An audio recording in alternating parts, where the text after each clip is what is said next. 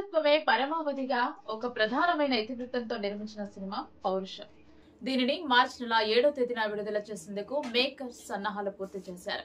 ఈ చిత్రం ద్వారా మంచి సందేశాన్ని ఇవ్వాలని సంకల్పించారు. పౌరుషం సినిమాను అశోక్ కుల్లర్ సమర్పిస్తున్నారు. మ్యూజిక్, స్టోరీ, స్క్రీన్ ప్లే, దర్శకత్వంను షేరాజ్ మెహందీ వహిస్తున్నారు. పౌరుషం సినిమాకు సహ నిర్మాతగా దేవేంద్ర నేగి వివరిస్తున్నారు.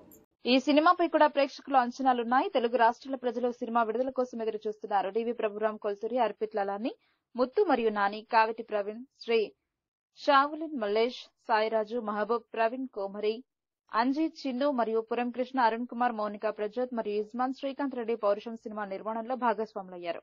ఇటీవల కాలంలో మానవత్వమే ప్రాతిపదిక అనే ఎదురుత్వంతో విడుదలవుతున్న సినిమాలకు ప్రేక్షకుల నుంచి మంచి స్పందన లభిస్తోంది. గత సంవత్సరంలో నెలకొల్పిన సాంప్రదాయాన్ని ఈ సంవత్సరం కూడా మేకర్స్ మంచి సినిమాలు నిర్మించే క్రమంలో కొనసాగిస్తున్నారు. అదేవిధంగా పౌరుషం సినిమా కూడా ప్రేక్షకుల మదిని అలరిస్తోందని రిషి సినీ వరల్డ్ ఛానల్ ఆకాంక్షిస్తోంది.